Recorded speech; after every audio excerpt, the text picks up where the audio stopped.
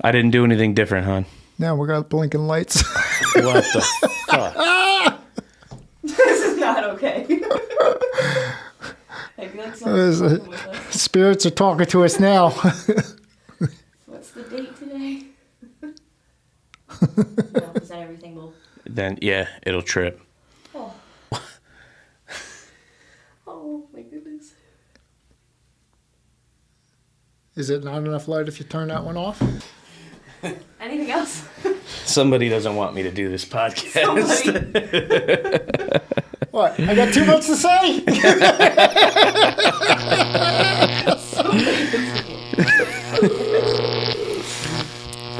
I feel like we should have been recording this on Halloween.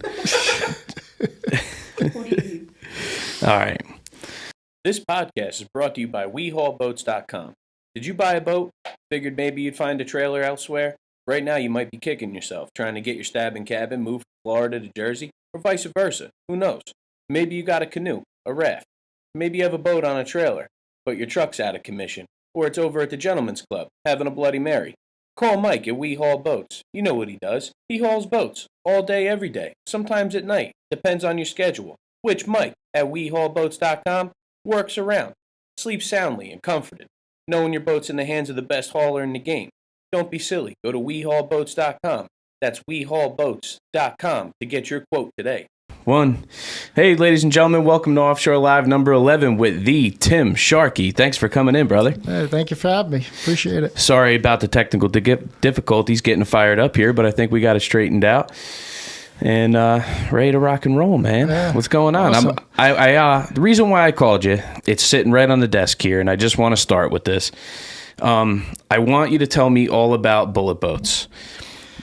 Well, back in the early 80s, went to work for Tom DeAngelis, who's the designer and builder of the boat. Was in partnership with my cousin. And I pretty much put that boat on the map, running it out in the ocean. That particular boat saw just about every inch of the coast of New Jersey. I ran some trips from Cape May to Manasquan. I ran in '86. I ran it from Manasquan up to New York Harbor for 4th of July fireworks. And then later on, I got involved with the poker runs with it.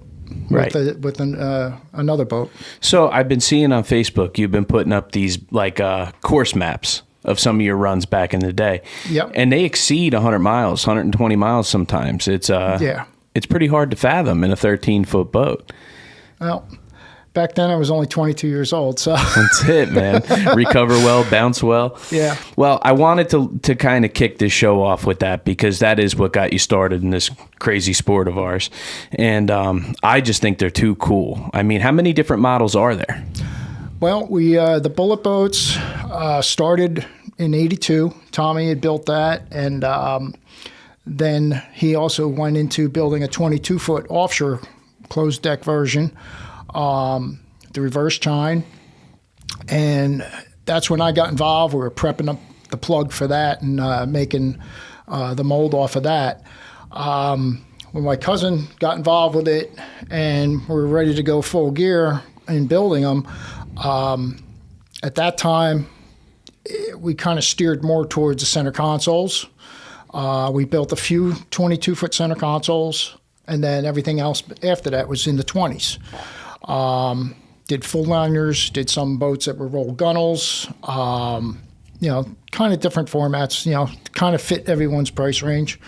And it worked out pretty well. And in fact, just this week I came across an old 22 center console, which I totally forgot about, which probably was built after I had already left the company. I believe it was an '87 boat. And guy here down in Green Island just picked it up. Boat is immaculate. I mean, I think he's the second owner. Uh-oh. Is that one not plugged in, hon? No, it is. It's always something, Tim. Yeah. Every show we do. We can keep going because that's just the room shot. So the 13's what really gave it its mainstay. Well, I mean, all the boats in general, but the 13s were where they all started from, and once I got my hands on that one, it was every weekend, just going past Jenkinson's and people, seeing this boat, I think really put it on the map. And then once Bullet had, end up closing its doors, we had the stock market crash and all.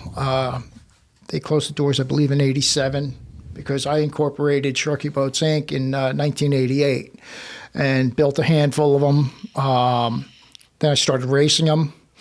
With that, I'm going to say that's when I got involved with the poker run stuff. I got to thank Billy Friends for allowing me to show up in this 2001 and 2002 poker run on the New York Hudson River run. And I was proud in 2002, he awarded me this trophy, Spirit of the MPBA Award. That was my second year that I ran with them. And after that event, I decided I'm not going to push my luck and try it for a third year in a row. Right. There was some too many close calls. Right. There's some big water up there on the Hudson, especially around the city. This particular boat, that trophy on the other side, is from Key West, 1987. They had the offshore races down there, and it was just more of a fun thing. But they awarded me this first place winner overall thing for that event, which was just, like I said, it was just a fun thing to go out and do. Right. I was down there racing. That's with the Apollo 2. And now, just so everybody listening understands, that's all in your 13-footer. Yes. That's impressive, sir. Yeah, that's all basically on my 13-footer. Getting into the offshore portion of it, I was working, doing glass work. After leaving Bullet Boats, I was now finding myself doing a lot of boat repairs on the race boats. And Ralph Papke, Doug Lewis, Pro Marine on Manilokan Road at that time. Always around their shop, and it was, never forget the day Apollo 2 during the Barnegat Bay race. Ralph had flipped the boat that race, but it landed right side up. They swam back, they finished the race. Well, I just happened to be with Ralph and the owner of the boat at the owner's house afterwards, and they were discussing about putting a navigator in the boat. And so I was there at the right place at the right time, and the owner asked me, "Hey, you want to go racing?" I'm like, "After what happened today, what are the chances of that happening again?" "Yeah, I'll go." So, then I started racing with them. And which boat was that? The Apollo 2. Okay. It was a triple outboard Shadow Cat. And I raced with them. We brought it to Key West. Probably that year, 87, we brought it to Key West, and we delaminated the bottom. And that's when the owner just said, "It's retiring the boat," and got out of racing. My next step from there was I showed up in Atlantic City. I always, running the little boat, I always had my Lifeline jacket, my helmet with me at all times. So it was always in the truck. Well, fortunately for me that day in Atlantic City was, little unbeknownst to me, somebody approached me and said, "Hey, you want to go racing?" I was like, "What's going on?" She says, "Well, Rich Tropoley's navigator, Leanne, had, I believe it might have been pink eye or something. She couldn't race." And I was like, "Yeah, I'll fill in for her, I got everything in the truck." So, and then from there on. And that was Shockwave? That was Shockwave. It was the Magnum. Right. And, oh, man, was that a small boat for those waters. Yeah, man. It was really rough that year. We were probably only doing 30 miles an hour during that race. It was just really big water. And that was a Magnum? The first one was the Magnum. No shit. The one I was in, that was the old Magnum. And he had sold that and then picked up the Mirage. I remember the Mirage. Yeah. Beautiful paint job on that boat. And boat ran really well. It was great in the rough. So the following year, raced in Atlantic City again with that boat. And I guess I raced up probably around 94, 95 with them on that boat. It was right before he was getting the Hustler. And I was just gotten engaged, so it was kind of the end of my racing. And but I was in Key West 1 year, and he asked me to get in one more time, and we went out and raced the Hustler. Right. And that boat was a rocket. We were like first to the turn in Key West, but it was just, after the first turn, things just got a little messy, and we just, end up slowing down. So, Right. Being very conservative. And that was it, as far as the offshore racing was concerned. But, I thank Ralph Papke and God bless Doug Lewis, those guys got me where I was with that, There was another story, though, with Doug, was I was asked to go down to help with Bill Gazelle's Great Adventure. He had a one-off cat being made, the Cheetah Cat. And it was a stock class boat with, I think, a pair of 200s on the back of it. And I went down to meet Steve Koss, who was the designer of it and builder. And they had 2 weeks to go to get this thing ready for Key West. I get there, and the boat's still it was a lofted boat, no mold, built it from framework. I got there, and Steve's like, "Got any idea how much this weighs?" I said, No idea. He says, "Go back to the transom and go pick it up." I literally picked the back of that 30-something foot boat up with no problem. Shit. And he went on to win the world championship with that What year was that? Whew, horrible with the years. I don't 90s? know. I know I got the article where it was in, but yeah, it had to be in the 90s. Because when he came back, Bill came and ran with us for a little while in the early 2000s, and I believe it was with a twin-engine outboard cat. Well, he also ran the Motions twin outboards, right. But this was you couldn't miss this boat. Right. It was a pointy, super lightweight. I tested with him out in the Matitacock here, and I was like, "Hey, let's go. You ready?" I was like, "Yeah, I'm ready." So he's going, and I'm driving this thing. We're running along. This is only with 2 motors. And all of a sudden, I'm like, "Hey, Bill, I got no steering. Hey, Bill." And he just looks over and gives me that grin, and he starts laughing at me. He's like, "Bill, the boat's just walking sideways." Right. I said, "I have no steering." And then finally he backs out of it. He said, "Now you know why I need 3 engines on this thing." Right. The boat literally was just flying along the water. Right. I was just shocked to hear. I just, for as light as that boat was, I never realized how well built it was until I found out that boat got over 100 races over in Dubai. Wow. Yeah. Wow. And I've been in touch with Steve Koss over the years, and I said, "So how are those boats making out over there?" He says, "They were unbeatable. They changed the rules and outlawed it." No shit. Wow. Yeah. Bill was always at the lead of the cutting edge kind of technology back then. And it must have been so cool for somebody just kind of getting around it, getting used to it, getting your feet wet, to be able to get in a boat with Bill Gazelle. You know, a lot of us today, our heroes have changed. It's been a long time, and a lot of people phase in, phase out. But that name is one that I think will get talked about synonymously with Offshore forever. Yeah. Yeah. He was a hell of a competitor. I do recall, the one article I had, and I'm saying to myself, wow, I'm standing in the middle of, I think, Tom Mullis and Bill Gazelle.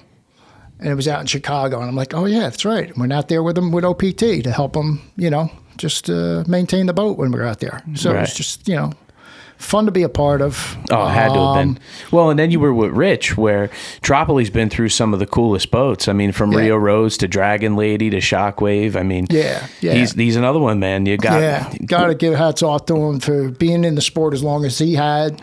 And I never raced that canopy boat, but that boat went on to, do all sorts of good things. Well, it was just cool, for somebody like you just getting your feet wet and coming around to get your hooks in with so many cool people. Yeah.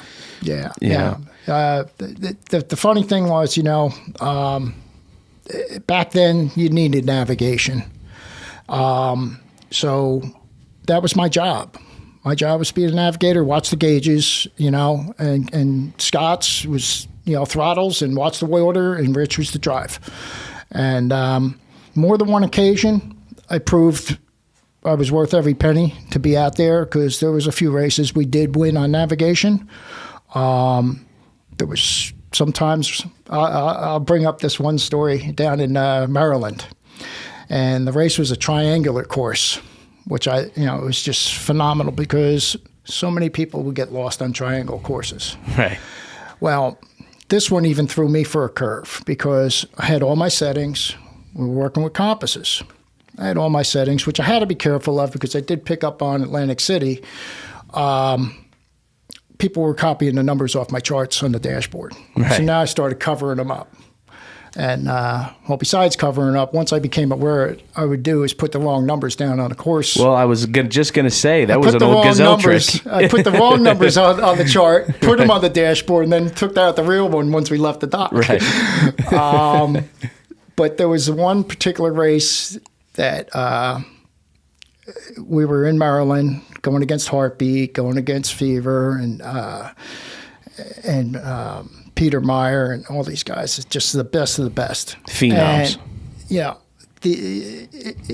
these guys, we're always watching their transoms, And I'm just like, man, it's just one race I would love to be ahead of them, at some point. And I just felt that was going to be the race.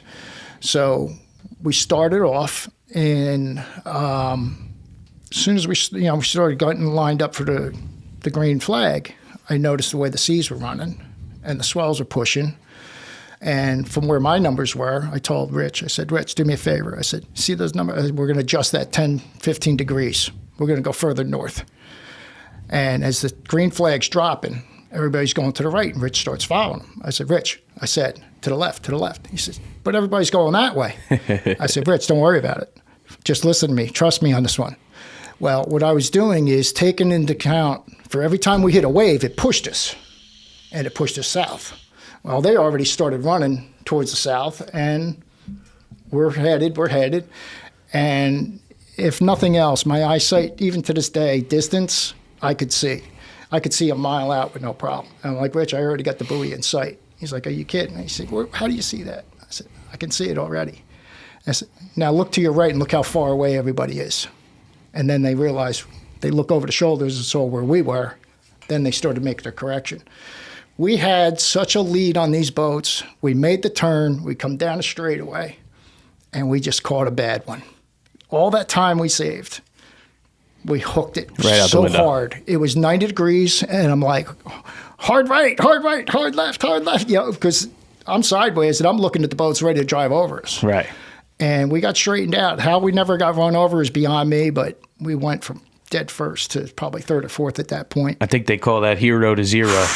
it was a tough one. That was a tough one. But that's that's the cool factor of the past to me is, and you said it there, like running against guys like Peter and boats like Fever. I mean, just Fever. He in my mind, he was unbeatable. Yeah. That boat went out, he either won or he broke. Right. And those guys were just unbelievable. The names back then were synonymous with greatness. Like you don't have that today because the competition level is so tight. The race courses are so tight where there's not much time for talent to really overcome. There is in a lot of instances, a lot of spec class instances, even bracket class. But with the courses being so tight, you don't have the time you did back then. We're doing our best work over the course of 40 miles. Yeah. Whereas you guys, that was one lap. Yeah, we were doing anywhere from 80 to 100. And so you always had time. You always can kind of feel who's running too hard, that, all right, we're not going to have to worry about them. They're not going to make it. Then again, on more than one vacation, we didn't make it either. Right. Because sometimes you just got to push it. And just to go for the win. So, and I asked, I did a podcast and Johnny Stanch came in and I was asking him kind of some of the same questions, but one he couldn't really answer was, what was the game? Like, was it to go hard out of the gate? More of those gremlins. Was it to go hard out of the gate and set a pace, or was it to come out and pace everyone else? At the start, you're going for the that first turn, and then after that, you kind of feel who's got what, and I learned that real quick as far as power is concerned, and prime example, I'll never forget being up with Arnold D'Ambrosia, who invited me up on his boat to watch the races up on the Hudson, and you had Don Johnson show up. And he set the course record, I believe, on the Hudson that year. But I'm sitting there with Howard, the cab. He was a DJ for New York. I think Howard, the cab driver, or something like that. And we were all sitting around, and Howard wanted to do an interview with Don Johnson, and something happened there, so he wasn't a huge fan. And I said, no problem, Howard. I said, he's not going to finish. He's like, how can you be so sure? I said, trust me, he's not going to finish. And sure enough, I think it was a lap or two after I said that, he's limping by on a couple of motors. Because they were running filled with fuel, that fast out of the gate, that heavy, your motors ain't going to take that. Right. But if he was only out to set the course record, well, he accomplished that. God bless him. Right. Congratulations. And that's something that's pretty cool, too. We don't have that too much anymore. Yeah. But the course records, that was huge back in the day. Yeah. Yeah. Nowadays, I think our lap times are in the 1 to 2 minute range, whereas back then you had a lot of room to go set a record. You got straightaways that you can run. Yeah. Yeah. So, and that's what made it challenging too. And the real challenging course for probably of all places was Buffalo, New York. Okay. There's a race that you had to really choose your setup because you ran behind a break wall, and that was another triangular course. You come out of that harbor, and you hit the swells of Lake Erie, and Lake Erie gets steep and close. So you got to prop for it. But there's guys that propped for the calm water that made up the time behind the break wall. So it was a rolling of the dice for that race. Right. And I think we won that race up there, if I'm not mistaken. In Buffalo? I think we may have won that race up there. I know there was some pictures up there that I've seen. That's one thing that I don't have a whole lot of back when I was racing. And even in my little boat, I didn't have a whole lot of that. And that's why I think when I came around to doing the poker runs, that, I took a liking to getting the pictures and documenting the events because of that. And that's how I got started in all that. I ended up getting involved with, once I started doing the poker runs. You want a timeout for the light? I'm going to kill that light. All right. I'll unplug it for you. I don't know which one it is. That's the only issue. Okay, down to 2. Yeah. So, fortunately, I got involved. I was, able to do the poker runs with the 13. Billy Friends being the first one to say, yeah, come run with us. And then I contacted Dave Patnott. I said, do you have a size limit? He says, no, what do you got? I said, 1350. He said, yeah, bring it down. And so I showed up for his Barnegat Bay poker run with it. And we get to the Barnegat Inlet. And here I come along with a Spectre Cat and a Hustler powerboat. And we're running along, and everybody's just staring at me, shaking their heads. And I'm trying to get on plane. We just came out of no wake zone. I'm trying to get on plane to go out the inlet. I couldn't get on plane. I ran a surface prop. So they see me turn around, and they all start laughing at me and waving, see ya? Well, they didn't realize I was only turning around to surf a wave to get on plane. Once I got on plane, I turned around. I was the one that was waving. Funny story behind that is I ran into the owner of that Hustler. He came over. Come over here. I got to shake your hand. He said, I can't believe you were at that inlet in that boat. He says, we never got out. I'm like, what? He says, yeah, the catamaran took a wave over the bow, the engine stalled or something. They turned around, and the two of them weren't going to leave them. So the Hustler didn't go out, and the Spectre didn't go out. I went out to 13 and made my way up because that was the event that we would go out Barnegat, come in Manasquan, and then come through the canal and come back down and meet up at the water's edge at the end of the day. So that's where I made my mark with that. And then from there, I just started point and shoot camera, taking pictures of the event and things that we were doing. And, and thank God that one day, Dave Patnott asked me if I wanted to be the club photographer. So thanks, Dave. I appreciate it. And, got me in the helicopter. And that's why the one year that I showed up with my checkmate, I did buy a checkmate with twin Mercury outboard offshores on it. And it was my first poker run to Atlantic City with my wife. It was her first poker run. And that's the year that Tom Newby from Powerboat Magazine was shooting. And the ironic thing was, here he is flying 20 feet off our deck. And I look up there like this, and I look over her, and I say, how cool is that? What a job that would be. And little did I know that, you know, I would be doing that down the road. So that's why I hold this particular picture near and dear to me. That was a shot from Tom Newby, the two of us at the poker run. And so unfortunately, Tom had passed in 2007. And the craziest thing is I'm being asked to shoot the poker run. And that's when Dave's like, you ever been in a helicopter? I was like, no. See you tomorrow.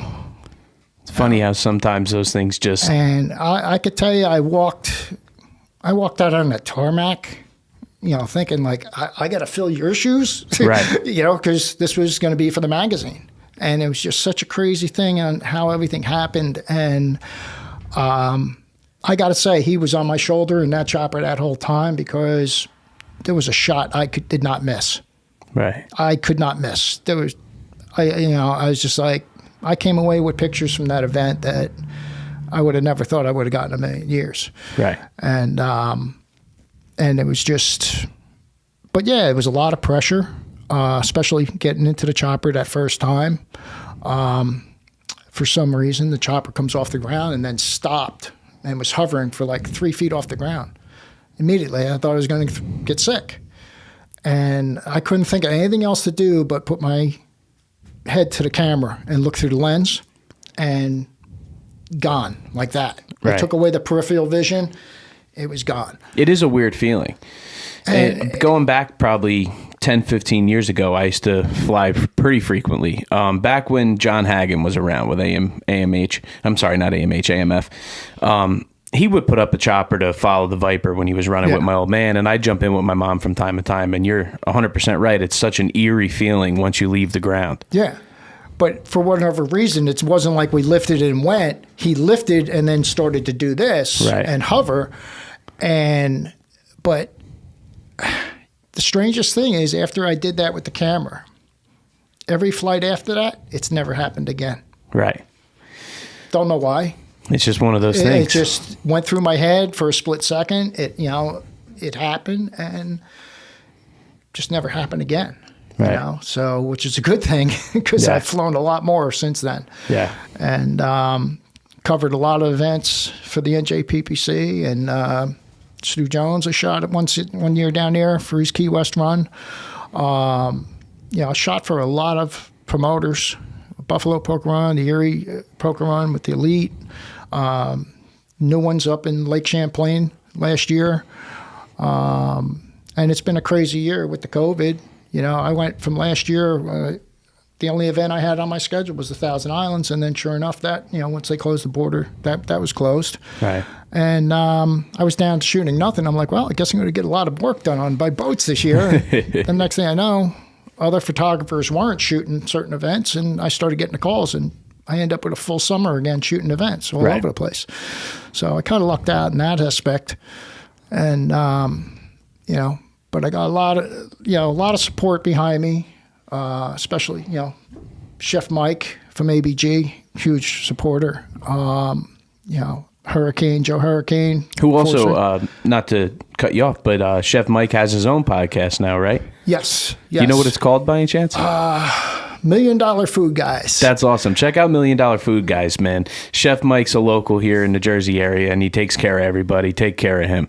Yep. But I didn't want to get too far away from your experience with the initial process of the bullet. Mm-hmm. So I really was curious, where did that come from? Like most of these outboard boats, or, the typical ones, you're 22 or 21, right. But these are kind of not your typical boat. Where did this come from?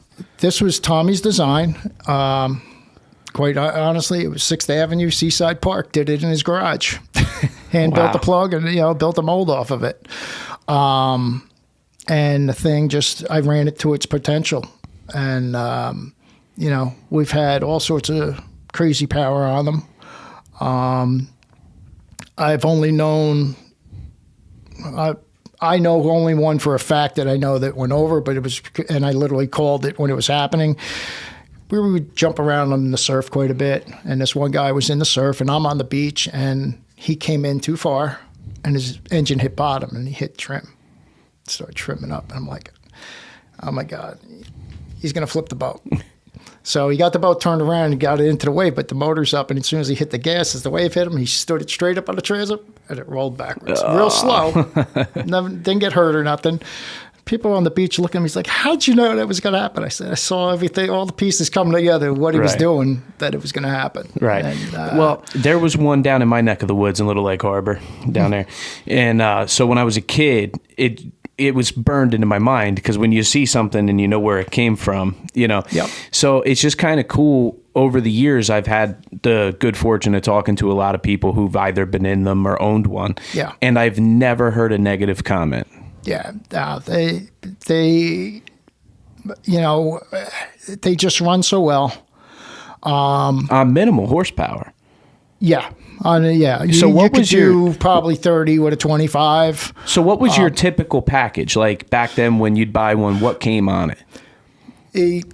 To this day, because of the way the formula is with the Coast Guard, they were rated for 25s. And that was like length times width divided by 9 or something, and whatever that number is, look at the scale, and that's what you have. Right. So it's downside. Why some people wouldn't buy it. Oh, well, I can go get this, and it's got this horsepower rating. I want to put more power on it. I'm like, there's nothing we can do about that. You know, the rating is the rating. That's where we're at. You know, unless we widened it. You know, but who knows what it would run like if you're going to widen it. Right. So people ran the bigger power on them anyway. You know, you're not going to tell somebody that they can't. You know, anytime somebody was asking me, you know, how much they could put on it, I said 25, like it says. Right. I've seen people with 115s, 150s, crazy stuff bolted to them. Tommy ended up buying one of my race boats. So when I was getting out of that, and that was my 208 boat, I believe it was, where you couldn't walk on that deck. That deck came out of the mold at 35 pounds. Right. It was a race boat. It still took a licking. It got beaten up pretty good, and but it stayed together. And so I said to Tommy, what are you going to do with this? He said, put a V4 on it. Okay. I said, you going to add some reinforcement? He says, yeah, I'm going to core this, I'm going to do that, this, that, and the other thing. I was like, Tommy, I really hate to see you do that, but do what you want. It's yours now, you know? Right. So that boat ran close to 70 when I had it. And as soon as he went to put that 115 on it, I'm like, how you making out? He says, she ain't going that quick. He couldn't find a prop for it. You got a V4 that is on something so light, you really got to spin a big wheel. And I don't think he was able to ever find the right wheel for it to get where he wanted to be. I'm like, if you stuck with the little 3-cylinder, you know, you'd be at speed. And what were they really making to get to 70? Where they say they're 25s, but was it 35, 40? What was the magic horsepower? To get to the high 60s was, I was running that with my Stinger, my 75 Stinger, short shaft. But they were the short shafts. They were lighter motors. Right. So that was 75 horse, probably a 90-pound motor? No, the motors I think were 198. 198. I'm gonna guess. So it's just crazy when you start to do like the balance mathematics of a 13-foot boat with 70 horse, and then you say things like 66 miles an hour. Like that seems to be like 66, 69 in that area was. If you can get them set up just right. And now with today's technology and the propellers, who knows, you know, what mine's going to end up doing. I don't know. It's a crazy thing to fathom. Like you could take a 21 Checkmate, because you mentioned Checkmate. You could put a 225 on that and a good Optimax, you know, not a race package, but damn near it. And they run 65, 66, and that does it on nothing. Yeah. It's incredible. Yeah, it really doesn't, and it depends because they're all different. Over the years, they're all different in weight. So you really don't know what they're going to end up weighing. In the end, I'm dying to find out what mine weighs now that I'm restoring this 1985 and, gutted it It's just going to be a streamline, nothing but single seat, single center steering, and go fast boat. And I just sold the deck off of that after we got the mold done. We widened the cockpit on that to make it more, user friendly for 2 adults versus a person and a half. Right. So if you were looking for any complaint out of the boat, it was the fact that the cockpit was too narrow. Right. But anybody buying one of those, I mean, you have to know it's not a family. Like, you're not putting 4 people in it. Funny you say that. You could. We did. Yeah, no doubt. I mean, but if you're going to complain, go back now. I'm going to go back. I don't live but here. If you're lodging a complaint based upon you bought a 13-foot boat and it's not big enough for you, I mean, come on. What are we talking about? Right. But that was what was impressive is we had to get across the bay. So it was Tommy, my sister, me, and one of Tommy's friends. It was 4 of us. And we only had a 30 on it. But it was pitched low enough that you put somebody up on the bow. Once you got it on plane, the 4 of us are ripping across the bay. Right. So it was good times. That's awesome. Good times with it, Well, and what's cool is, and we were kind of alluded to it as we were talking about some of the boats you were in over the years, but the old school racers and race boats, the stigma you get is those guys really went out and ran against the elements. Yeah. And what I think is particularly cool is that's exactly what that's all about. Oh, yeah. Is, it's not a boat. You never ever promote that to me as a river boat or a lake boat. Like you never put it to me that way. You put it to me as this is a 13-foot boat that'll run almost 70 mile an hour on no horsepower, and you can run through anything with it.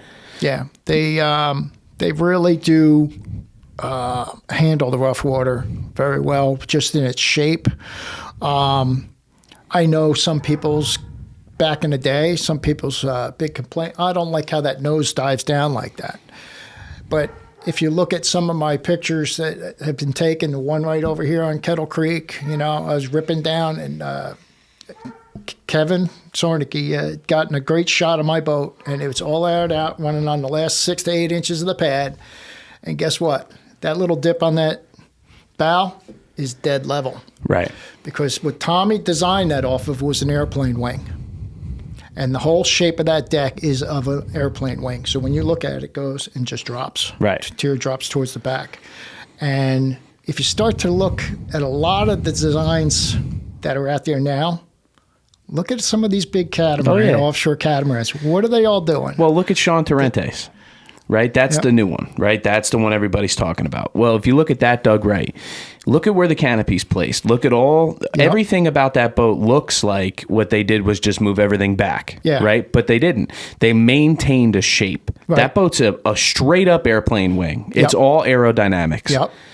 And that is one thing that's coming into the sport now where you're starting to get a lot more of that technology, your hydrodynamics, your aerodynamics at a very high level and informative, the technology that we have available to us now between wind tunnels and CAD programs. And I'll give you a prime example, not to get away from the offshore racing boats or anything, but huge sponsor of mine for years, Joe out at Sensation Powerboats.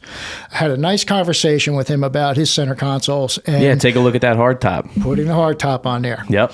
And when he first got involved putting the hardtop on, and he's like, I had no idea how much of effect. Exactly, right Page there. 1 of Speedboat Magazine. If you haven't got your issue, pick it up. And you'll see exactly what Tim's talking about. He was telling me, they went, he says, the thing ran great in a straight line. As soon as we went to turn, the wind effect on that. So, they went out there, balls of yarn, kept putting on it, did their own wind test on it.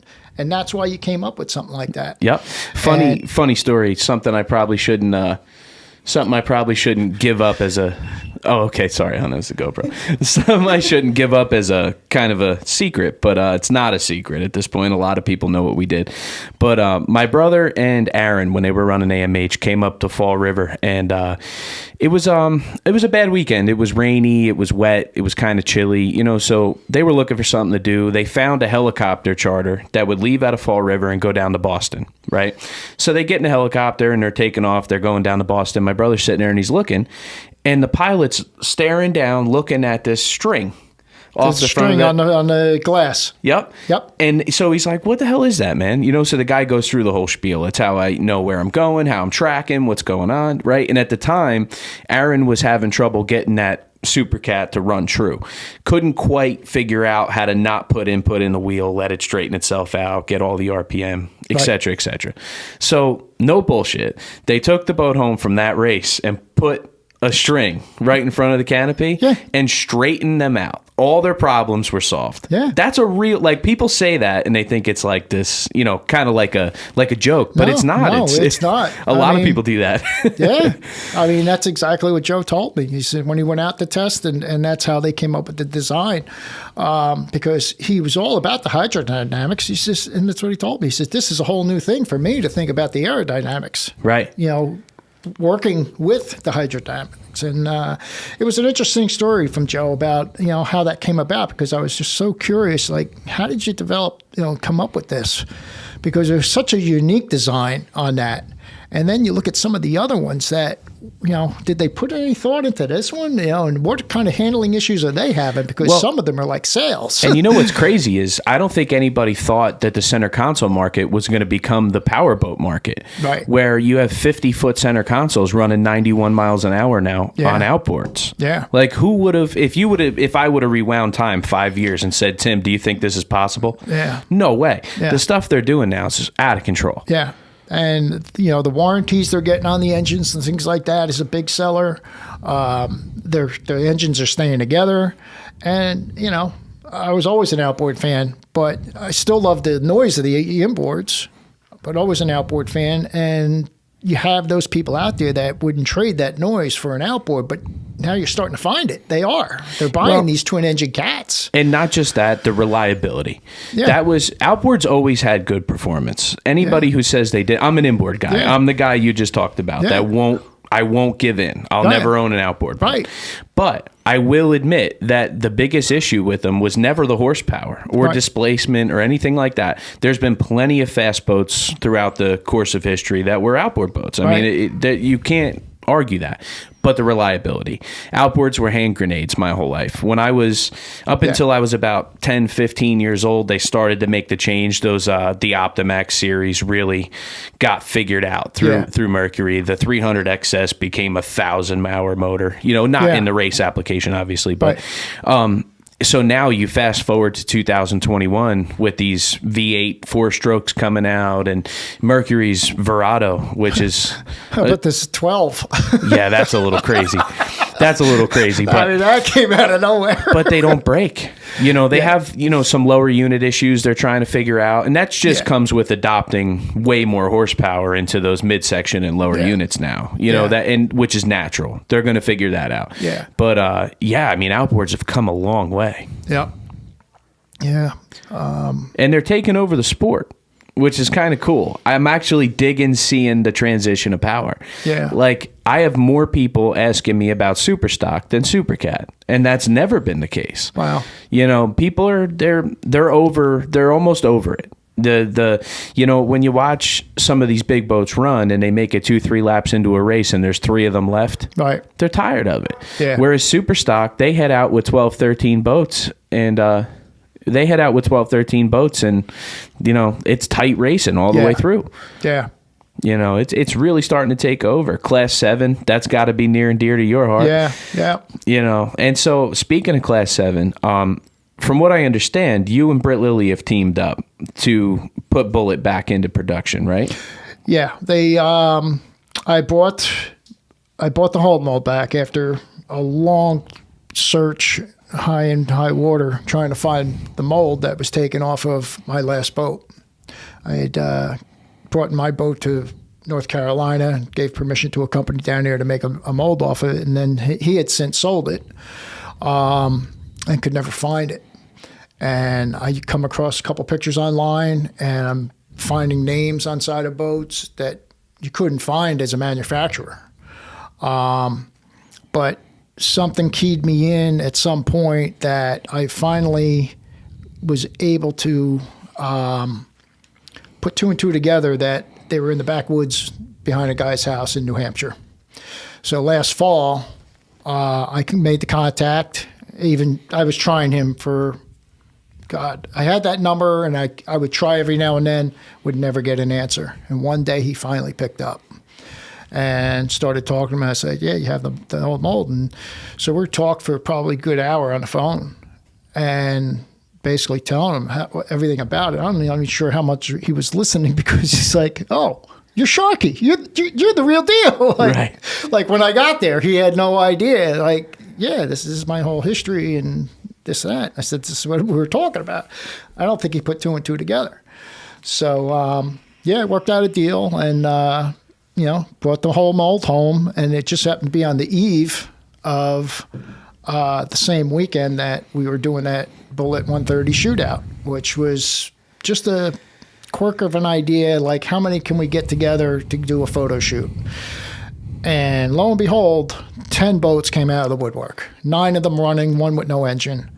And it was just so impressive to see all those, and they're all different horsepower. And there's a great picture of you standing there on the beach with all of them. Oh, yeah. Yeah, it was just something else. And of all places, we did it right up the street from where that boat was designed and built, from Seaside Park. Right. So I think we like to try and do something annually in the fall with that. Guys want to do something sooner, but, if we do something sooner, in the next, they say this May or June, we're going to open up to all the mini boats. We're going to open it up to the mini cats, because there's a lot of fun cats out there, scat cats. There's other mini boats out there, and just make it kind of a mini group and get together. Because there's just such a demand for these things right now. And the funny thing is, like, I posted the videos I have from running the boat in Key West. This day, of all things, we're wave jumping in Long Branch Pier, which is no longer there. So that, to me, is a near and dear photograph that was taken by Bill Buff, and he was out in his Bullet at the time, with, which is a one-off 19 that Tommy had built. That thing was a rocket ship. So there was an extra model there that really didn't get marketed, but he built a custom 19-footer that went out with a stock 200, and no test time, just threw a prop on it, 200. Boat ran 86 miles an hour. Wow. It was a rocket ship. But you had to be careful, because it ran like a tunnel boat. It ran, because of those reverse chines, the boat was so light that you turned that thing too hard and you lost the compression out of one side, she'd want to roll on you. Right. And but from what I understand, I tried finding that, and someone online had said that it's out in Lake of the Ozarks or out in Missouri somewhere. So now, with you and Britt kind of doing this deal together, are you guys venturing over the 130, or are you focusing on the 130? Well, I more or less handed him the mold to work out of. And when I went to do the deck, he says, was there any changes you would think you'd want to make? And I already made the one change, and that was to eliminate the splash well. Now today, everybody's putting brackets on them anyway. So I said, you know what? I said, I eliminated the splash well. We already got the flat deck on the back. So the thing in my mind is, let's make the mold that way, and then just make an insert for anybody that needs a well. You put the insert in with clay, and then you got your well. Right. Secondly was widening the cockpit, and he did a phenomenal job. He put his 2 biggest friends in. He told me his 2 biggest guys in the boat, and he came up with, I think, 5 inches wider than what the original cockpit is. But I had only favor I asked him. I said, if you could do it without changing the lines. Unbelievable. That does not change the look of the boat whatsoever. Good. And if anything, it just made it look even better, because now the sides of the deck are the same width as the upper portion of Right. the raised portion. So Right. and then he kind of tapered it in. And it did a beautiful job on it. And I just saw the pictures come out yesterday with the article. He put the deck on it, and he's got his baby girl on there. And, great shot of her. But just as impressive is how much the reflection of her is in that deck. And look at the shine on that thing. Yeah. So he did a beautiful job on that. It's going to be really cool. Yeah. Yeah. So, Well, you're with the right guy there. funny thing is, another great supporter of mine, Jason from Brand X, Jason Ventura, used to work up in the Outer Limits and went on his own. Huge supporter of mine. And when he, heard about this thing, he says, "Hey, if you everybody need somebody to build those boats for you in Florida, give me a ring." And I was like, I had no idea. He says, "There's a lot of things we do down here that people just don't know about." Right. It's like, that's great. Good to know. That is cool. So, I had him reaching out. And then when I called Britt, it was just like, it's like, "Hey, you have any interest in building these things?" He's like, "Hell yeah." I'm like, "All right, then I'll bring the mold down." So, probably within that next week, I was bringing the mold down to him, and then made another trip and brought my boat down for him to, modify the deck and make a mold off of that. So, and I just, as I've been telling everyone, I said, you know what, Britt has so much on his plate. He's trying to race 3 boats this year, trying to finish his 29, and everybody's like, "How much? How much? When are we going to be done? When are they going to be done?" I said, you know what, when they're done, they're done. Right. When he has time, because he's doing it as he has time, and I'm surprised that he was able to get this much done. Quite honestly, he's just got so much going on in that shop. Yeah, the amount of work this kid turns out is just unbelievable, and I think he's going to do really well. He says the phone's ringing off the hook for the things, right, which is a good sign. Well, before we took a break there, we were talking about Britt and your bullet project there. And so I guess a question I've been getting a lot ever since those articles have been coming out, which if you're listening to this, you can go to Speed on the Water Friends, I believe it is, on Facebook and look up the latest news coming out of Lily's shop there with Tim's project with Bullet. But what I'm getting from people is, are you going to build bigger models? Well, he's got his 29. Right. So his 29 race boat that he's finishing up is going to, be down in Cocoa at the first race. He's getting ready to paint that now. Oh, are you going to build bigger models of the Bullet? Not that I've ever, Right. See, when you put up the 22 center console, because I shared that, and a few of my buddies from the Mullica River area. You ever do any running down there? Yeah. So a few of my buddies from there were like, "Man, that thing's cool. I just wish it was 7 feet longer." Yeah. And so when they saw the center console, they're like, "Can we put a flat deck on it?" Well, that's what I'm doing right now. Well, I'm putting actually, my other project is, both my boats are 85s. That were built back when I was with the company. So the one center console was a 20-foot center console with the liner in it, and I at that time built it for my brother. My brother at one point handed it off to my dad. So my dad got too old for it. He says, "It's about time you take the boat over." So I took it over. Well, I'm not much of a center console kind of guy, and I just happened to decide to take the liner out and wanted to make a closed deck out of it. And fortunately, a 22 Bullet popped up on Craigslist, I believe it was. And it said $600 if you want it with the trailer, or free, come get the boat. And I'm like trying to get the hold of this guy. Well, it turns out my cousin's son ended up getting it.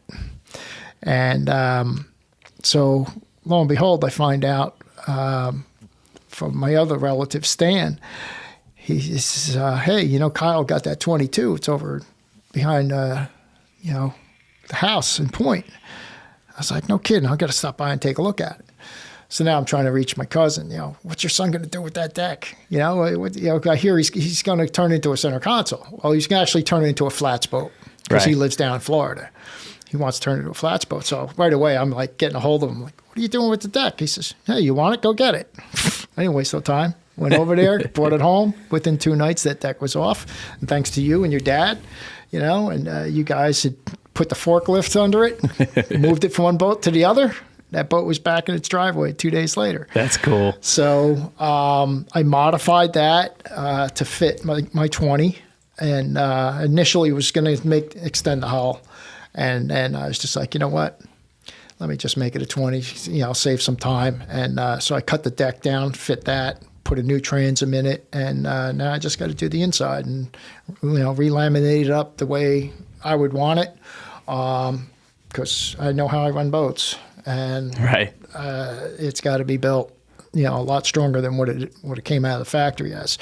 So that's where I'm at with those 2 projects. I mean, I'm right there. Hopefully, one of them's going to get finished this year. Now, do you have a mold for the 20? No. So that'll be a one-off. It's something else I searched, and I went into the internet is your friend. Yeah. I went and we sold the molds off to a company called Anna Capri, and that was back so long ago in the 80s, right? So I'm like, what are the chances? So I do a Google search for Anna Capri. I go into the Coast Guard hull identification number search, and sure enough, there it says Anna Capri. Well, I called that number, and they still answered. No shit. Yep. The guy knew exactly what I was talking about. And I said, 22 boat, closed deck. He says, yeah, see, yeah. And I was like, yeah, where are the molds? He says, destroyed. Oh, no. I was like, did I hear that right? Yeah, destroyed. I'm like, oh, all right then. Now, maybe he was telling me the truth. Maybe he didn't want to answer, but he's like, no, destroyed. So maybe hurricane came through, maybe, Hurricane Andrew or something. He says, no, destroyed. I was like, I understand. Have a great day. So right. As far as I know, they're gone. But at least you still have the hull. I got the hull. I got the deck. The possibilities are still there. I don't want to be really getting into building boats. I just think they're too cool, man. This thing was always near and dear to me. That was my childhood in a sense. It's a place I got my start. And I was just hoping to find somebody that, for one, that was going to do them justice and build them right. And I could have gotten anybody that would build them, chopper gun and this and that. You don't want boats out there falling apart, right? So I made that call, and he said, "Yeah, I would love to be part of that and do that together." Go right ahead, It's all yours. Britt brings with him a level of attention to detail that you don't find commonly. And where you really see that is that's why it made the perfect match. Absolutely. And when you look at his 29 from the original one to the new one, that's evident, right? But where it was really evident to me was with the 42, with the Fountain. Now, because I watched that race as Oliver's Firewater, I watched that race as Stanch's Cintron, and now to see it out, as the Hurricane of Awesomeness. Yeah. When you walk up to that boat, you would think it was built yesterday. Yeah. I mean, it's gorgeous. Like I said, I don't know where he's pulling the time out of the sky for all the work that he puts out. It's just amazing. But I told him, I said, listen, no pressure. You have time, you get to it. But I think when that phone starts ringing off the hook, then he's like, what? I got to put a little more time into this. Yeah, man. So he's got the first one up, and it's nice. He asked me, he reached out and he says, do you want hull number 1? I said, for the amount of time and heart and blood, sweat I put into this rebuild on the restoration, I said, I got to at least finish this one and see if I'm going to be happy with, my goal is to get 70 out of it. Right. I'm happy. I think just in comfortable. I think just in prop technology now, you'll be there. Yeah. I just, I do. And the balance of the boat is going to play a huge part.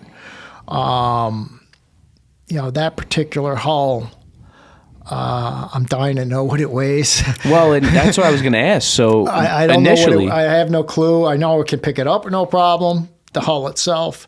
But I want to weigh that to kind of give me a number of where I want to be when I go to build the new deck. right. I don't want to build another 35-pound deck unless it's going to be stiff enough. Well, and that's kind of what I was going to say with today's composites and what the numbers were. I got to think you're going to improve. And you still keep, with today's composites, you still keep the structure. Yeah. You know, it's not like you're building a paperweight. Yeah. It'll be light, but it'll still be strong. Yeah. You know? Yeah. It depends on how much I can afford. You know, if Yeah. I want to go carbon, then we could do carbon. Right. And then the boat could be well into a 35-pound deck and still have the stiffness. Right. But back then, I was all vinyl ester, 1208. Let's Right. go racing. Yeah. And it's funny, like you said, it depends on how far you want to go. Today with composites, it's endless. Yeah. And I was going to composite this boat. I took so much weight out of it. But then I was going to do composite. I was going to build it like my old other boats with the balsa core and 1708 with vinyl ester resin. And then I'm just thinking, for the amount of glass that's still in there from what was originally built, plus the glass I laid onto it, I'm like, I'm going to keep it straight glass and leave it as is. For what I put in there for stringers, hollow fiberglass stringers, which is something I've never done in the boats. And that I took off of, pretty much when I saw Britt had the hollow stringers in his Super V, the Super V light boat. I was like, I'm going to give that a shot, Right. So there's no wood there as far as that's concerned. My transom's not going anywhere. As much as people beat me up for using balsa in the transom, the big cats used to run balsa in their transoms.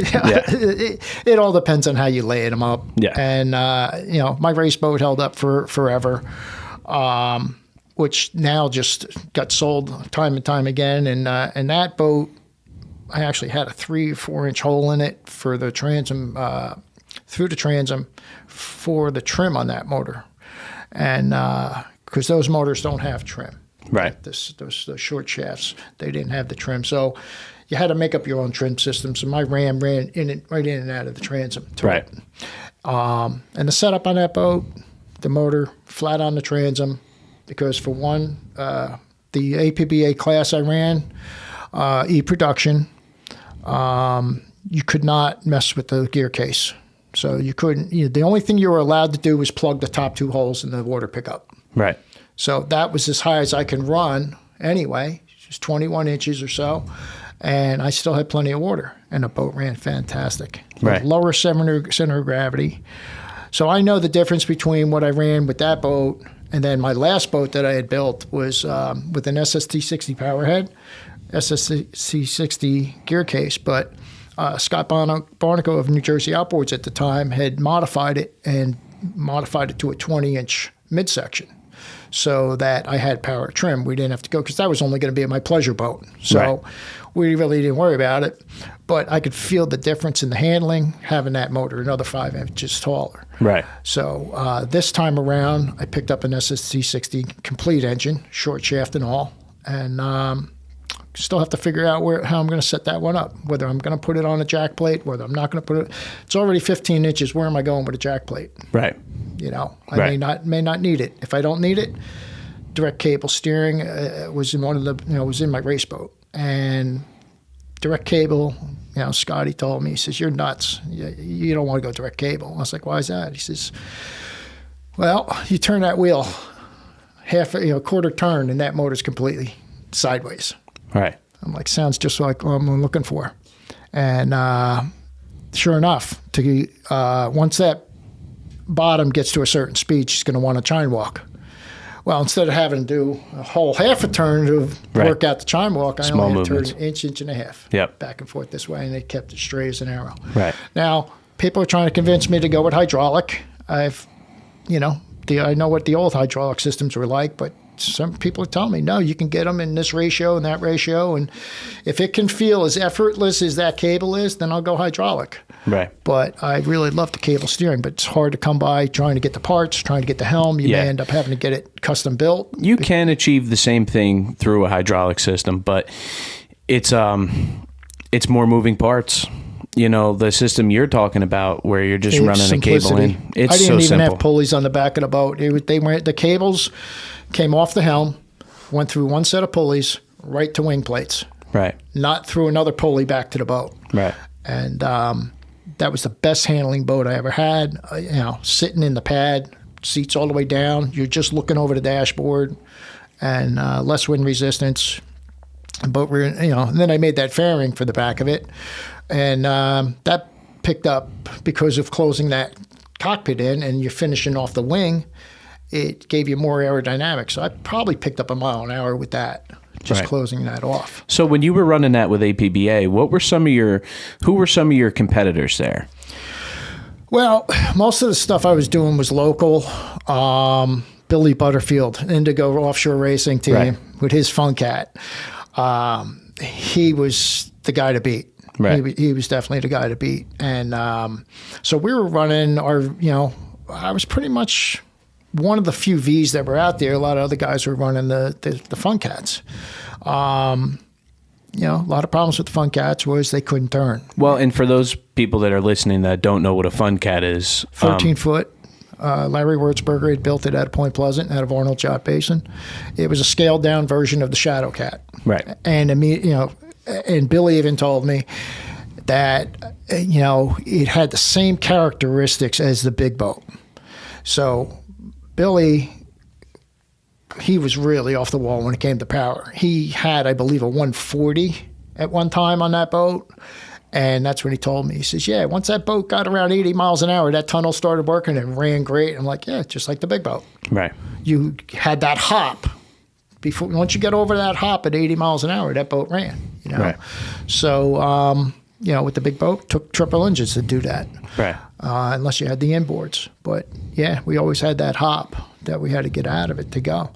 But, he got that thing up to some amazing speeds, and I think he eventually sold it. I think he told me he'd even put a canopy on it at one point, for the size of the power and everything he was running with it, He probably felt it was a good idea to do that. Yeah, no doubt.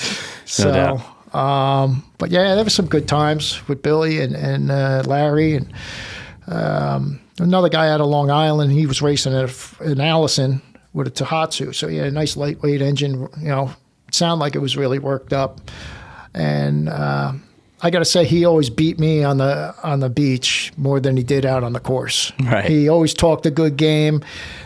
I would go home because I had everybody telling me, oh, he's going to go do this, he's going to go do that. And I would fall for it. And then I would go home, start raising my motor, put bigger props on. Right. I mean, at one point, my motor is on this boat.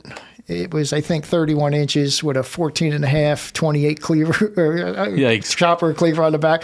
There's a picture of us racing in the Delaware River. I'm throwing a rooster tail like 100 feet long. Didn't go any faster. It slowed down. I still beat them, but, or it's either he didn't show up or something. I don't remember him being at that race, but he talked me into doing a lot of stupid things. What's cool, though, and the reason why I asked was I was hoping you'd bring up the Allison. And it's just funny to me how people will look at what you guys accomplished there, and you call it mini boats, right? Yeah.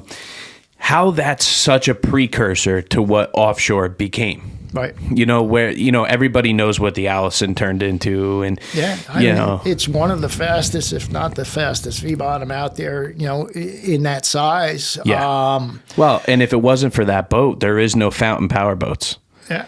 And so it's funny. People don't give enough, a credit, credit where credit's due to the work that you guys put in, and, where you say a mini boat, or it's so important to the evolution of where we are today. Yeah. Yeah. The Allison is, here's a story, another one happening on the Matitaconk. I had bought a boat. That's when I was my next boat up from the 13. I went to a 19-foot laser. And guy Harry that used to work at Professional Marine, I bought the boat off of Harry, and it was a wreck. And I'm like, Harry, what happened to this thing? He says, somebody drove it into the jetty. And but if you want to take it, I was like, yeah, I'll buy it off your hands. I'll put the time into it. Totally rebuilt that boat, and it was probably a little heavier. I know it was a lot heavier than what it was, but it was a lot stronger than what it ever was. People couldn't believe I would take the thing out in the ocean. But I got my clocks cleaned out here up against an Allison that had 4 people in it. 4 people, and this boat walked away from me. I'm running 90, 91 miles an hour, and this boat walked away from me. I'm like, man, that thing's impressive. Yeah, they're fast. And it was a gorgeous piece. There was a few of them that were lightning fast. The sleek crafts back in the day, But the one thing you'll never do with them, you'll never get them out in the ocean. Absolutely not. Okay. And that's why I've always thought what you've done was so cool. Well, that laser, my wife was at the time, girlfriend. We were down in Barnegat Light where we had the sandbar. So one day we were all sitting there. I had her down there with us, and the wind turned out of the south. So I just looked at her, and everybody, was getting ready to leave for the day. I said, "Guess what, honey?" I says, "We got to go home by way of the ocean." And she goes, "Why? Why can't we take the bay?" I said, "You don't want to go down the bay this time of day." I said, "It's going to be a huge washing machine." I said, "There's no way I'm going back in the bay." So she goes, "Well, how we get home?" I said, "The ocean." Right. So once I got her past Barnegat Inlet and we got outside, it was some nice, beautiful rollers. They were probably 4-footer drop-offs, maybe 5-foot drop-offs. And I just told her, I said, just do yourself a favor. Don't look over the edge. All right. So she's just like white-knuckled, holding on. And the sweet spot I found for that boat in that water was 60 miles an hour. Right. We're launching off the back of them and landing down on the pad nice and smooth the whole way. And then finally one time she looked over and she started screaming. She goes, I'm like, "What's wrong?" She goes, "I can't see the water." It's like, I told you not to look over. But that was a beautiful ride back. It's funny. For those of us that live here and boat in the Barnegat a bunch, we know 4:30, 5 o'clock, you're there too late. Yeah. It's going to swing, and that bay gets nasty, Yeah. And I've had friends either from the racing organization or whatever that aren't from the area come down and boat with me, and they're like, "What happened, man? It was a lily pond this morning." Yeah. Every day it swings. Yeah. And the same thing with our shootout that day. I told everybody, I said, "You got to be prompt. We got to get out there first thing in the morning and get the photos done." I said, because once we go to lunch, all bets are off. It's going to get big. Well, there was good 2-footers coming across there when we were on lunch. And what was interesting about that is to see how each boat handled, the water, because some had bigger power, some had lighter power. Some boats were heavier than some of the other boats. And I sit there and analyze just how each boat ran and how these guys were running them. And, it was really a cool thing to watch. Oh, yeah. Just wish I was in a helicopter doing it because I'm trying to shoot off a center console and get beat to death. But, so there was some good things there. And like I said, the Allison is just really, up there in design, performance. It's just... I think it's one of the icons that don't get recognized. No doubt. Obviously, guys like you and you understand what that was. Yeah. And to be transparent, it wasn't until we were running the fountain that I understood where the fountain came from. Mm-hmm. And then there's a great documentary, I believe it's called The King of Speed or King of Offshore, with Reggie, where they kind of deep dive into his developmental process of the fountain, and they do a good job of doing justice to the Allison. Yeah. And that's one of the icons, man. You always see the cigarette or the Apache or the fountain or the skater, but that's the boat that really innovated the V-bottom market. Yeah, no doubt. And then of course you got velocity, Right. More ghosts in the room. I know somebody's here listening. Thing is, we got too many of them up there. That's and it. If, something I want to touch on is like the photography end of this whole career with the boating.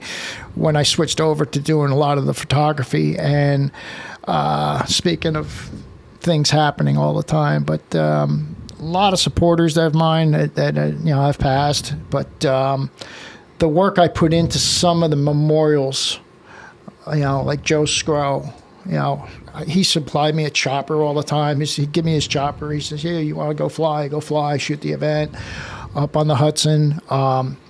And between his collection, but probably the most important one was my dad's. Freedom is not free. I did a composite of him with the Korean War Memorial and everything, and with him overlaid with the American flag. But what I did is the top half was all him and his old pictures from the war, and then the lower half of that was me and my 2 girls and my wife, and I just kind of put in, writing there, kids living in 2 different times. Right. What his childhood was like, being in the fighting the war, and then how, what I was doing growing up, at his age at that time. It's just like a reflection on that. But composite-wise, I don't think I put as much time into something in my life as far as a composite was for Mike Fury. Right. All those boats that I surrounded him in were all hand cut digitally. I had to hand cut and just pull everyone. First, I had to find them. I had to go through all my galleries, try to find all these really different models and different color schemes and things like that, and try to get different boats from all the different years. I mean, he built so much. There's not one that's the same, and that was a huge loss. It was a huge loss when he passed. It was a huge loss, and the thing too that was, he ran that catamaran up in the Buffalo Poker Run. And that was the first aerial shot of that boat. And I think it was probably the first and maybe the last of that boat. And, to find out that, he had passed. And then we lost Joe. Right. And, two guys for the same boating company and everything. It's just huge losses. Tom Healy. We mentioned Chef Mike earlier. And, I can't thank that guy enough. He gave me 3 walls of his foyer to put all my work in. Right. Okay. And, so it's people go in and it's not just power boats, because Mike say, "Hey, I'll put up there whatever you want. I really like the boats." I'm like, "All right, here's what I'll do." I gave him the layout and how he said, put other stuff. I love sunsets. I like this and that. And I said, "Yeah, we'll get all that." And then once that was filled, "Hey, I need some stuff inside." Right. I was like, "All right." So we put some stuff on the inside. But, And then as I sat back and looked, and I'm like, my God, if nothing else, that wall has started to become a memorial. Right. We lost Tom Healy, lost, Anthony Sauter, David Robb. There's just a list of people that, I look back on that wall now, I'm like, good Lord, But, they'll always be remembered. Yeah. They were all paid an important role. Tony was such a supporter, and his infectious laugh. He was a real great guy. You know what I think is a given with anybody in this line of work? I say line of work, but in this hobby of ours, we all kind of have the same characteristics. We're all living fast. We're all adrenaline junkies, and so naturally we're in the path of tragedy. Most days it can happen at any given time. Yeah. And you mentioned Dave, and there's a multitude of people that we've lost over the years that impact me every day, sure. But that one especially, and you're right, it's hard, especially being this heavily involved with OPA now as I am, and looking back, from 2009, my very first boat race, and I have pictures going out the inlet with Dave. Yeah. And I was there next to him in the same exact boat that day when he died. And it's tough. It is.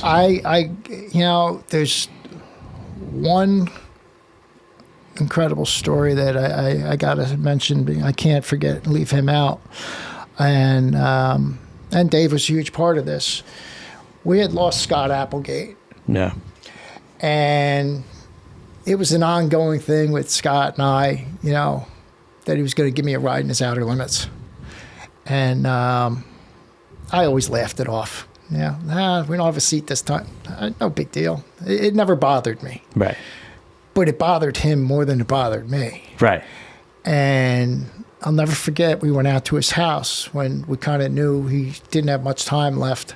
And so we went out to visit him and everything. And then as we're leaving, I just happened to be the last one walking out. And everybody's ahead of me. And I kind of stopped and just turned to him. And I just had to break his chops. I said, I guess it's not looking good for that boat ride, huh? And he just starts laughing. He says, you still got time. And I got that call from Dave. He says, your request is to be on the dock tomorrow morning for the Atlantic City poker run. I'm like, what are you talking about? He says, the doctor has cleared Scott to be able to do the Atlantic City poker run. And you need to be on his boat. I'm like, wow. And if anything was the most important for me and for his kids, was that I was on there to videotape him driving his last poker run. Right. And that took everything out of him. Yeah. He did it, and he did it as Scott would do it. But boy, I'll never forget just watching him get out of that boat. And then, he was just it took everything out of him. And I was shocked to see that he showed up at the awards. He eventually showed up at the awards. Right. But I think they escorted him right to his room, and he, had to get some rest. But now he showed up there and the dinner and all. But well, and that's why that term, the last ride, that's why that's so glorified. Yeah. That's something that is important. It's there's guys that come and go in the sport and pass and never really get to realize their dreams or realize. Yeah. It's very important that's where, my photography went to a different level. It was more about preserving people's memories, preserving the moments, that'll just last a lifetime. And, people could look back on it any time and have, because you just don't know.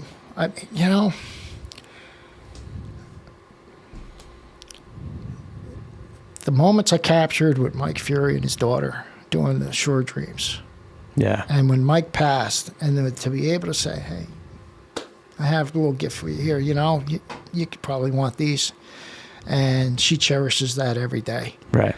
And,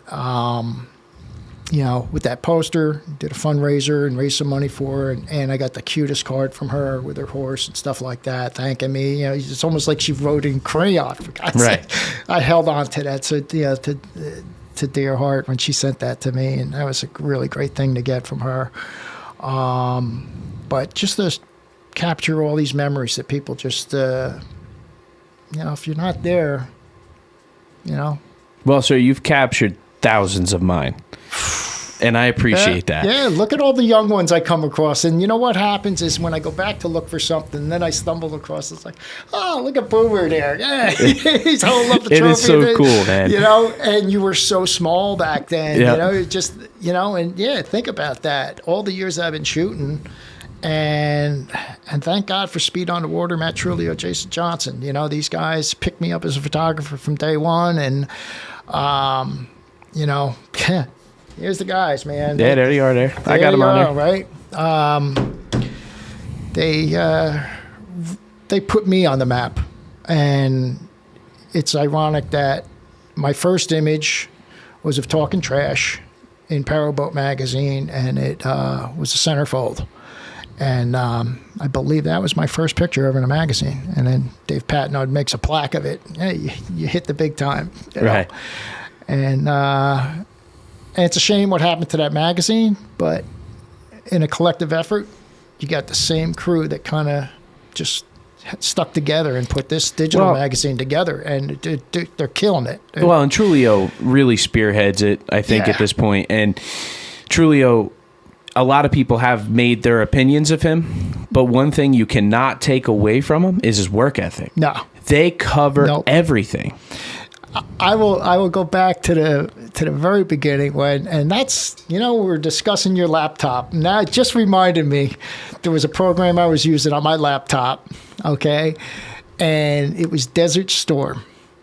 And I had this crazy idea. Hey, Matt, you got a bad internet connection out there and everything. I get it. But people on Offshore Only, they want to know what's going on out there. Why don't you call me? So he would call me, and I would put the recording through on my laptop, and then I would upload it to my website and then start sharing it all over the place. People were getting updates live from, a phone call from Matt. I think to this day, he kind of cringes like how he sounds on it, but hey, you know what? It's the technology we had back then. Right. We made it happen. Yeah. So that's how far back we went, I was like right there when he was doing that, covering those events out there, even when I couldn't be there. I've yet to get out to the West Coast, but You've never been? No, never been. I envy Matt. I went for the first time in September.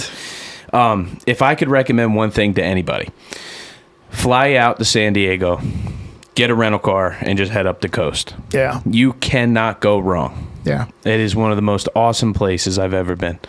And I envy Matt. It's such a cool place, man. Yeah. But no, you're 100% right, man. Matt and the gang, they cover just about everything in the water. Yeah. Yeah. Yeah, I can't thank them enough. And I think I just saw what he put up his 6,000th publication the other day or something. Congratulations, Matt. Yeah. That's cool. When you think about, and it could be the quirkiest of stories. I mean, there's some things that, I'll throw it at the wall at him and, he could either say, nah, that it's no story. Well, and he'll say, you know what, I can do something with that. Well, and he's dedicated. Yeah. Like, a couple weeks ago, we had an issue, and it actually would be good to clear up on the show. There's the St. Clair race that we do. There's two different assets there. You have Blue Water, the Blue Water organization, and then that the Fun Festival. Yeah, they put the whole thing together. FunFest comes in and brings the vendors, the bands, stuff like that. Well, Riverfest pulled out and put out a publication that the race was canceled, and really in bad taste tried to sabotage the event. Right. And I called Matt, and actually Matt called my old man. Sure. And he let us know about it. We didn't even know. And so I did a little digging and figured it all out, put together a little press release, and a little light bulb went off and went, why don't I call Matt?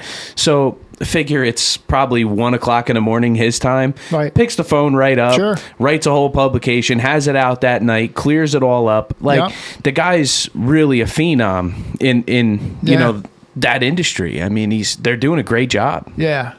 And his, he's certainly about getting the story right too. Yeah. So when it comes to especially having a report of all things, when he's got a report on a death, he's just not trying to be first one to the punchline, to the headline. He's going to be the first to get it right. Yeah. And there's something to that. And I think that extends all the way to the photographers as well. There should be some kind of mission statement. Like, we don't do this. We don't just rush stories out. Okay. Matt has that, and I share that with him, that we agreed if I have pictures of an accident and the person doesn't make it, then we don't publish them. Right. Okay. I've got Key West shots that, I've taken down there, and now I'll leave the publication unmentioned. I had a photographer approach me, great colleague of mine, and he says, Tim, I'm being asked to go photograph this boat. What would you do? I said, listen, I'm in a different position from you, because what I would do is not shoot it, but you're hired. You're here specifically. If your boss is telling you, I am not holding anything against you for doing it. You're being told to do it. It's not your choice. I know what your choice would be. If you had a right, if you chose not to, you probably wouldn't do it. He says, yeah, you're right. I said, but it's the publisher that's going to really, really, did you need to do that? Did you need to publish that? There's some things we draw that line when it comes to that. Well, it's infuriating. Like when, and just a specific example is Keith Holmes, when he passed in St. Clair. I mean, I had it within me to wring every photographer's neck from St. Clair to Ontario, Canada. Yeah. You know? I sent an email off I sent an email off to the newspaper and really had a hard time with that one too. Well, it's just, I wasn't even there. It's horrible, you know. I wasn't even there. And you I'm know like, what? are you serious? Everybody always places the blame on like the easiest person, right? So like if a photographer does something in bad taste like that, it initially affects guys like you who are the mainstay photographers of the sport. Yeah. But it has nothing to do with you guys. You guys are smart. You guys know what you're supposed to do, what's respectful and what's not. Yeah. It's all these local, low-time guys. Out of respect for your organization, the OPA, I mean, there's just some things you don't put out there. But even aside from that, my credibility pales in comparison to respecting the family and the loved ones involved. Right. And I admire you and guys like you who do the right thing. It's these bottom feeder photographers that work at these local news stations that have no morals. Right. Zero. Yeah. And it also has a lot to do when you gain people's trust. Okay.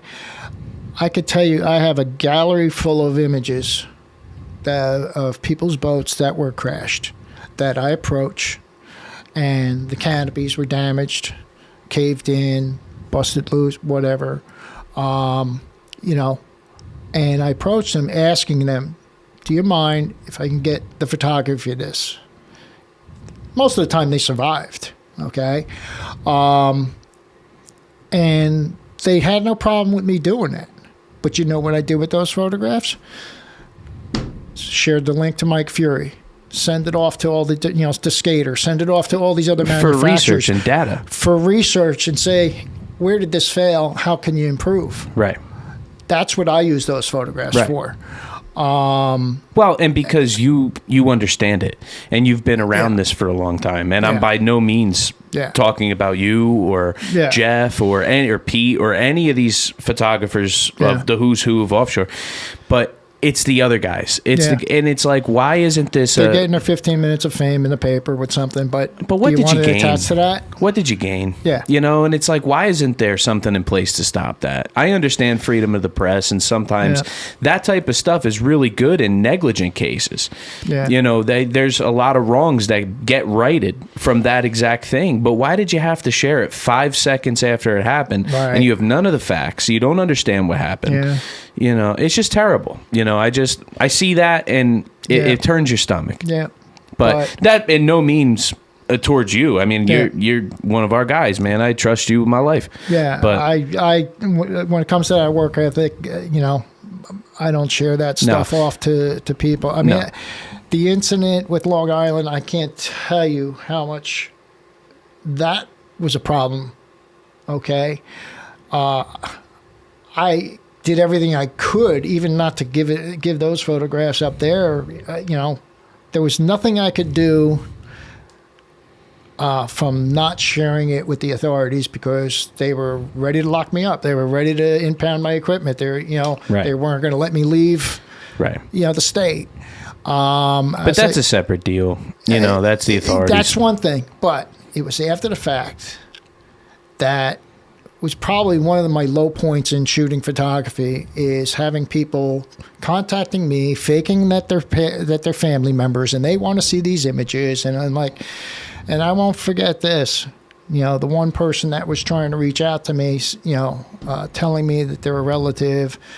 And I said, yeah, you want to see these pictures that bad? I said, quite honestly, I don't think you want to see these pictures, but you want to see them that bad. And I'll tell you what, the race in Point Pleasant's next week.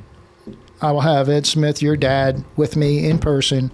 You're not getting copies, but I'll let you view them. Never showed. No, of course not. And I did some research on that person. Turns out she worked for the Daily News. Right. They're snakes. Yep. But that's just, more reason to thank people like you and Matt and Pete and, all the publications for the great job that you do. Yeah. Well, we try to do the best we can and to put out stuff like this, It's an amazing magazine that they do. Dude, feel this thing. I know.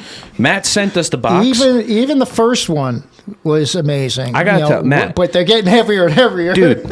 Every year. I can work out with this box you sent me, buddy. Thanks, Matt. This magazine's got to be 5 pounds. It's insane, the shipping's got to be insane. You know what it is? They take pride in it. Absolutely. And it shows. I mean, it's so well put together. It's an amazing magazine. And it's great to see you got both, the speedboat as well, because Ray Lee's, Oh, they're great guys, man. They're all great guys. I worked with them up in the Thousand Islands, poker run up there, and him and Todd, man, I just love Todd to death. He's fantastic. He does amazing work. Ray Lee is, perfectionist with what he does with his publication. And I'm proud to be on both, in both those magazines. And, I've shot with boating as well. I did a couple of their covers, and I shared with you a picture of my office where I had put the plaques and the covers and stuff that I had. They're not all the covers I had, but, from what I could fit on that wall for now. Right. But, my wife just looks at me. She goes, "What do you need all that up there for?" I said, "Well, one day I'm not going to be here, so you'll remember I did something around here." It's funny too, man. Isn't it funny how photography's changed? My mom's in the process of cleaning out the house, right? So the other day I walked in the house to have dinner, and the whole living room's filled with shit, and I'm like, what is all this? She's like, I'm trying to make room. The closets are all jammed up. I walk up there. It's all photo albums from the film days where my mom, and I remember she used to be able to put a roll of film in her camera like I could slide a clip in a gun. Yeah. Bang, and the film's in it and right back at it. Yeah. And then you'd be at Walgreens for 3 days trying to get them all developed. Well, that's what I was trying to figure out when I was going back in my galleries. I'm saying, I know I shot sooner than this, but then I just realized that it was, and when I opened up one of my boxes, I'm like, oh yeah, that was the film days. Yep. That's why this stuff's not online. People today don't know they don't know how lucky they are with digital. Well, that's what made me get involved once it went digital, because there's no way I was going to afford that film and all that. And it's just insane. We would go up in a helicopter when Hagen would, put the helicopter up and all, and she'd have a fanny pack that had, I don't know, 15, 20 rolls of film. Right. And people would be like, you need all that? Like, what's that for the weekend? I'd be like, dude, she goes through that in 4 or 5 hours. Yeah. I walk away from an event, probably the most I've shot was probably close to 4,000, 4,500 in one event. Well, now with the cards, you can just... yeah. And I just had a very difficult time for so many years, especially with NJPPC, was... I would shoot so much, but then sit there and edit for time on ends and put all these pictures online. And it wasn't until within the last few years that I finally like, okay, I need to pick the best 10 and call it a day. Delete the rest of them, which was another piece of advice from Dave Patton. You just need to narrow it down a little bit. If you're going to save any kind of time, I'm like, yeah, you're right. And it's tough because you don't know what someone else may want. Right. You got to make that decision for them. So and you know what? If I give them less to choose from, I'm better off. Right. So really you've been doing this a long time. Do you have like a most memorable shoot? I could tell you what mine is. I'll give you one. And I did a model shoot up in the Thousand Islands. And so took the outer limits out, put them in a cove, and that was probably, I think, the first drone shot that I put the drone up for. And Empire Landscaping, one of my sponsors, was up there. And Dave and Nicole Welsler, asked me to do we were supposed to do this photo shoot out in Erie, because that's their home event with Elite and all. And I was like, Erie's great and all, and I know it's your hometown, but man, if you can make the Thousand Islands, it's beautiful up there. Right. So, we got up there, and MTI was nice enough to bring us out on their center console, and we got a nice, beautiful shot. And what a center console that is. Yeah. Randy Chisholm and his team at MTI are changing the game. Yeah. There's a lot of beautiful ones. There's a lot of competition. Don't get me wrong. Yeah. But I happen to be a little biased. I love those boats. It made a beautiful. It was a perfect, shooting platform for sure. Dude, his attention to detail is world class. Yeah, world class. He's up there with the Ferrari and Lamborghinis of the world. His fit and finish is unbelievable. Yeah. And where really I saw it start was that 34 outboard cat. That was like, I think he put so much time into making sure that was the real deal. Sure. That just transcended. It transcended through everything he did. Between them and the Doug Wrights, it's like, they just really. Oh, and like I said, I mean, there's plenty of competition. But when you look at the stuff that Randy's doing, from those motorized hatches that come out of the deck with the speakers in them, and you can't find a screw. Yeah. Crawl through that boat, you can't find it. Another, great friend is Kelly O with his MTI.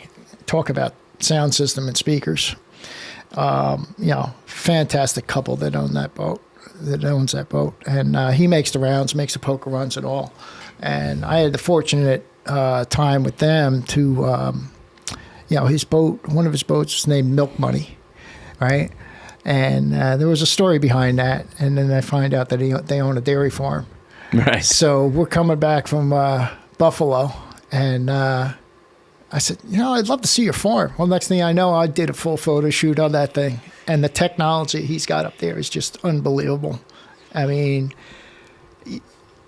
first thing I said to him, like, we're outside, and you get all the manure all over the place, manure pits and everything. It's like, Kelly, I said, I don't smell. I mean, I don't see one fly on. He says, I can't have flies on my farm. And like everything, just organic, and the facility itself. If you ever get a chance, I'll have to give you the link into my galleries to take a tour of this. And it's gone way beyond that, but the amount of cattle that he had and everything. And they raise them from babies. In fact, I brought my wife and daughter there a following year or a year after. And we went there, and just as we arrived, they were delivering a calf. So my daughter and my wife were able to see this calf. That's cool. And like, what are the chances of this happening, So, but yeah, to actually see the technology that's built into that, where they're all chipped, and they know how much the cows produce, and when they need a break, and they just come to a fork in the road, and I'm like, it's all automated. Okay, this one's tired. The gate opens and that one goes that way and the rest go the other way. Right. It's amazing facility that they have, but amazing couple.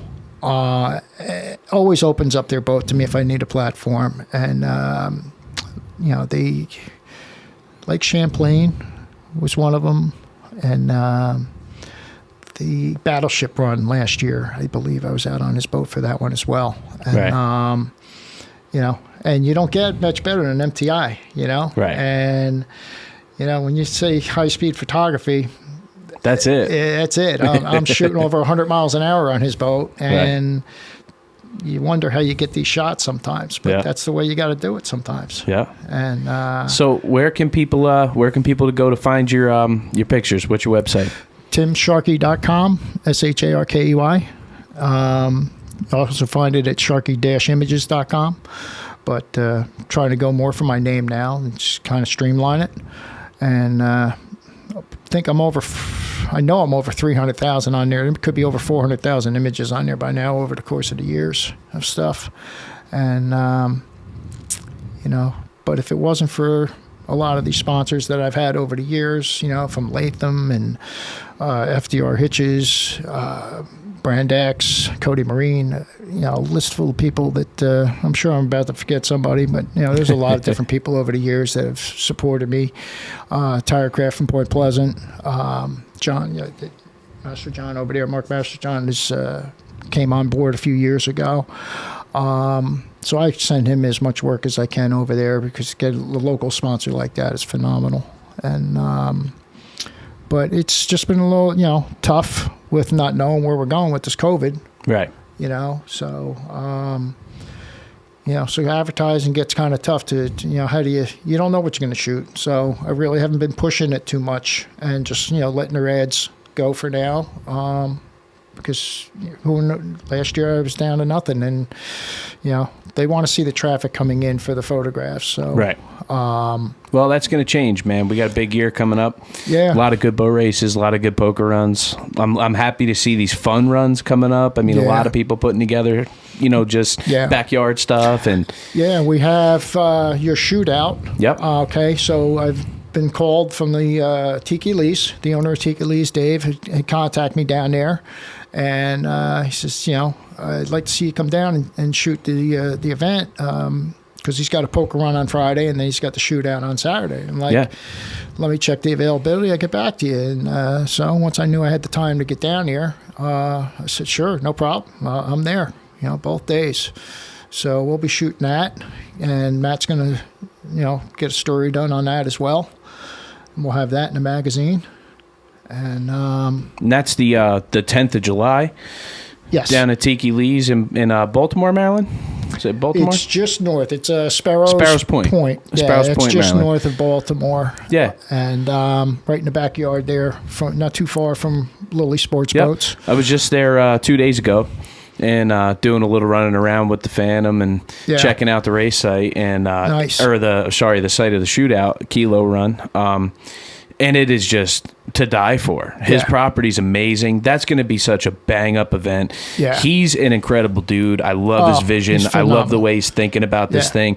I think he's given away a 2021 Corvette for the poker run. He's guaranteed rock solid in stone, 10 grand for every class if you set a record.